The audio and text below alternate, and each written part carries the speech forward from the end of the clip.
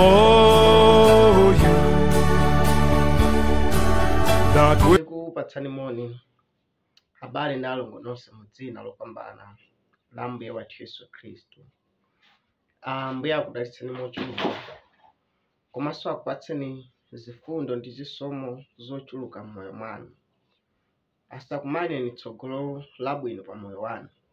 Chimene amangopempha kwa inu ndine molingana ndi ku Mateyu 16 kumeneko kuti tipezeke ufumu wake ndi chilungamo chake choyamba. Tikapeza ufumu wake ndi chilungamo chake choyamba kuti zonse zidzatitsata, tsogolo labwino lidzatitsata limene tikatumphukira nalo kumuyaya kumeneko. Koma ngati tili kunja kwa ufumu wake timakhala kuti sitili pasi pa chitsogolero, pa chitetezero, pa mdalitso, pa chisomo ndi chifundo chake. Ndiye tiye tionetsetse kuti tiupeze ufumu wake umenewo. Ni waulere ndithu, zonse anachita kale Ambuye Yesu Khristu pa mtanda paja, ndipo anapereka zosoweka inu ndine tikhulupirire. Ndipo amene akhulupirira moyingani Machitidwe 2:38 amasoweka alape machimo ake ndi kubatizidwa mu dzina la Yesu Khristu, mubatizo woyenerera uja ovikidwa m'madzi ambiri thupi lonse. Zisatherepa ubatizo wa madzi okhawo, komanso munthu alandire ubatizo wa Mzimu Woyera. Mzimu Woyera ubwere m'moyo mwako. Ukatero umakhala kuti ufumu uli mwa iweyo, Mzimu wa Khristu uli mwa iwe. Sukhalanso chilengedwe chakale koma umakhala chilengedwe chatsopano mwa Khristu Yesu. Moyo wako, khalidwe lako, china chilichonse cha iwe chimasintha, malingaliro ako zonse zimasintha. Umakhala kuti uli mwana wa Mulungu tsopano. Aroma 8 akuti wonse amene ali ana a Mulungu amatsogozedwa ndi Mzimu Woyera. Pokhala kuti mmayenda ndi Mzimu Woyera simuyendanso monga mwa zilakolako za thupi zimene zili dama, kuledzera, kusuta, kuba, kutukwana, kunama, njilu, sanje, ufiti, nyanga. Simuyendanso mwa zipatso za mtundu umenewu, koma mmayenda mwa Mzimu, mmene zipatso zake ndi ngati chikondi, kuyera mtima, chifatso, chikhulupiriro, zinthu ni zina zambiri zimene kwa Galatiya 5 akunena. Ndiye tifunika timudziwe Ambuye Yesu Khristu. Kumudziwa Ambuye Yesu Khristu ni pamene tibadwanso mwatsopano. Sikungomudziwa iye kuti adabadwira kuti kapena kungowerenga m'Baibulo kuti anachita choncho anachita choncho. Kumudziwa Ambuye Yesu Khristu pamene tingabadwenso mwatsopano. Tikabadwanso mwatsopano timamudziwa iye mu mphamvu ya chiukitso. Haleluya. Mbuye akudalitseni mochuluka. Tisanafike kumawu athu owerengedwa mtsiku la lero, tipemphere.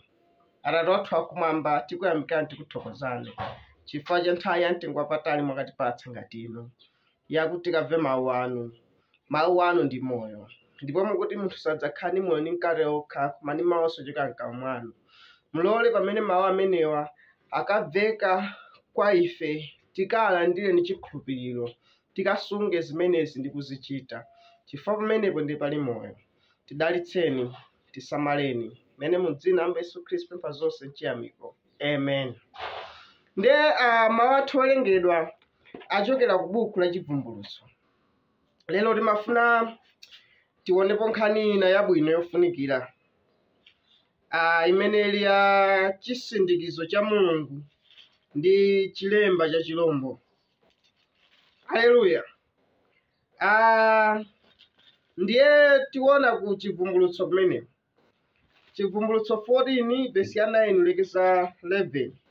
Bible likuti verse 9 akuti ndipo anawatsata mngelo wina wachitatu nanena ndi mawu akulu, ngati wina alambira chilombocho ndi fano lache nalandira lemba pa mphumi pache kapena pa dzanja lake, iyenso adzamwako ku vinyo wa mkwiyo wa Mulungu wokonzeka wosanganiza mchikho cha mkwiyo wake, ndipo adzazunzika ndi moto ndi sulufule pamaso pa mngelo oyera mtima ndi pamaso pa Mwana Wankhosa. 11 Ndipo utsi wakuzunza kwawo ukwera ku nthawi za nthawi, ndipo sapuma usana ndi usiku. Iwo akulambira chilombocho ndi fano lake, ndiye aliyense akalandira lemba ndi dzina lake. Timafuna tiwerengeso ku Chivumbulutso 9 kumeneko, Chivumbulutso 9 verse yake 3 kulekeza 4. Bible likuti ndipo mutsimo mudatuluka dzombe pa dziko, ndipo analipatsa ilo mphamvu monga zinkhanira za dziko zili ndi mphamvu. 4. Ndipo ananena kwa ilo kuti lisayipse udzu wa dziko, kapena chabiriwiri chilichonse, kapena mtengo uliwonse. Koma anthu amene alibe chisindikizo cha Mulungu pamphumi pawo ndiwo. Aleluya. Ndiye kumalemba awiri amene tawerengawa taonapo za zinthu ziwiri. Uku ku Chivumbulutso 4 kuja taonako za chilemba cha chilombo, taonakonso za chilombo ndi fano lake. Ukuku ku Chivumbulutso 9 kumeneko tikuona kuti kusanabwere dzombe pa dziko, Bible likutero akuti analipatsa mphamvu dzombe limeneli, ndakuti ananena kwa ilo dzombelo kuti lisayipse udzu wa dziko, kapena chabiriwiri chilichonse, kapena mtengo uliwonse. Koma anthu amene analibe chisindikizo cha Mulungu pamphumi pawo, anthu amene alibe chisindikizo, pa chizungu amati the seal, dzombe lidapatsidwa mphamvu kuti lisachishe china chilichonse, koma okhawa amene alibe chisindikizo. Amene analibe chisindikizo ni aja anali ni chilemba cha chilombo, kapena kuti amene analambira fano ni kulambira chilombocho. Ameneyo ndiye dzombe linalamulidwa kuti adani adyedwe ni dzombe mwakufotokoza kwina.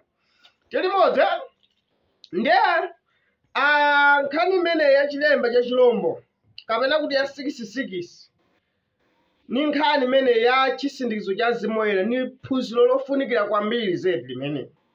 Mudziwa zinthu izi zimayendera limodzi. Sipangakhale chilemba cha chilombo popanda chisindikizo cha Mulungu, sipangakhale chisindikizo cha Mulungu popanda chilemba cha chilombo. Ziwirizi zili ngati matwin, mapasa, zimayendera limodzi nthawi zonse. Aleluya.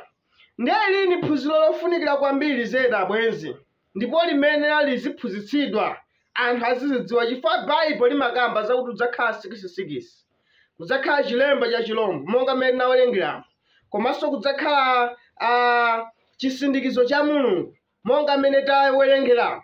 Ndiye ngati zili m'Bible mmenemu, ndiye kuti zilipo zinthuzi, ndipo Mulungu amayenera afotokozanso m'Bible mmene zidzakhalira, mmene chilili. Aleluya. Kuyambira ku Genesis mpaka na ku Chivumbulutso kumeneko timayipeza mizimu iwiri yonse ili nkuyenda kumeneko. Aleluya. Kufikira idzafika pa chiyindeinde pamenepo kuti anthu sadzaloledwa kugula kapena kugulitsa pokhapokha atayandira chilemba cha chilombo chimenechi. Ndipo Bible limati adzayikidwa pamphumi komanso pa dzanja lawo lamanja. Aleluya.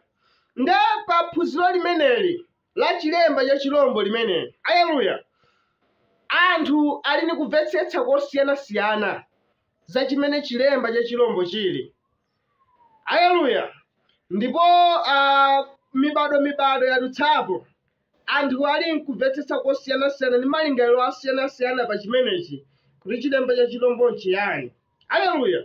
Mwachitsanzo mneneri Brother Branham amene afotokoza kuti anthu mu nthawi yake imene mu ma 19 imene mu 20th century imene anthu amati chilemba cha chilombo ni Hitler, ena amatero, ena amati Mussolini amene, ena amati chimenechi nchikomunism chimene chinadzuka ku Russia.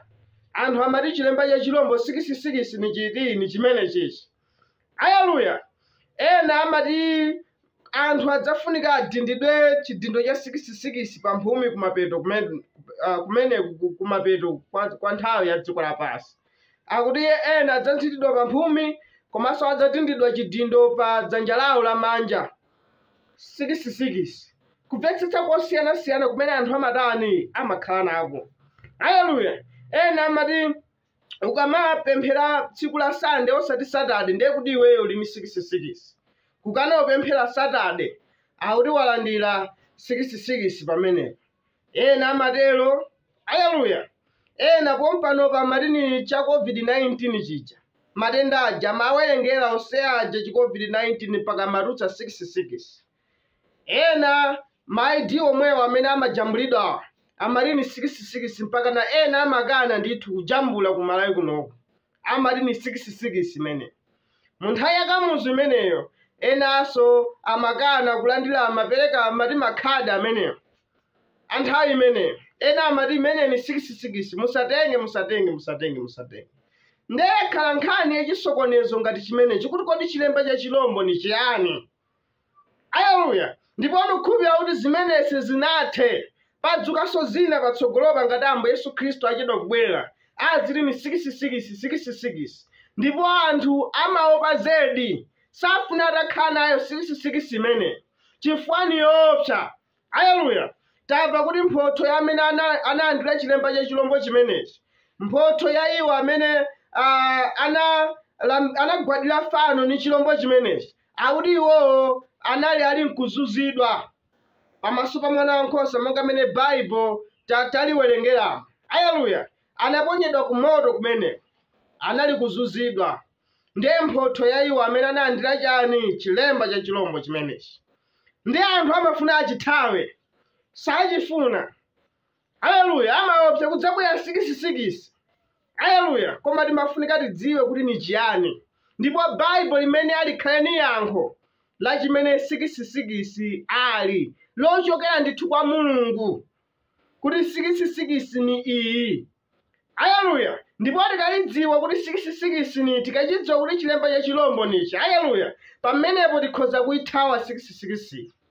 Chifukwa mukhoza mati ayi kadzabwera nidzayithawa osadziwa kuti muli nayo kale, munayitenga kale. Haleluya.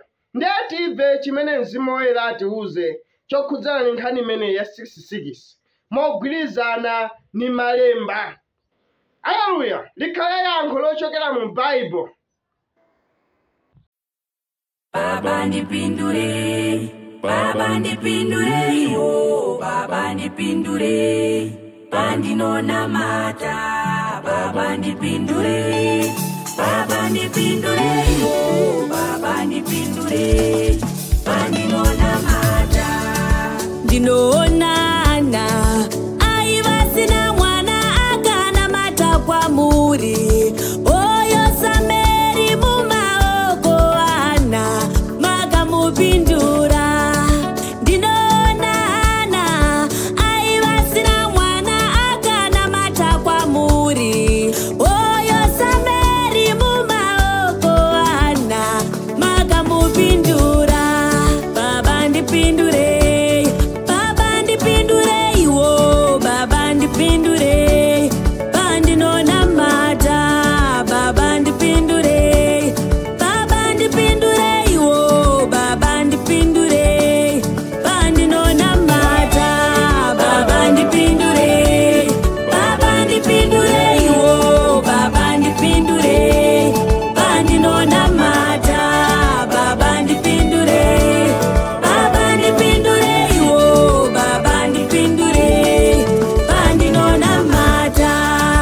Ndinoona Danieli ari mgomba reshumba atarisana nadzo shumba, akana mata kwa muri mukabata muromo weshumba makamupindura.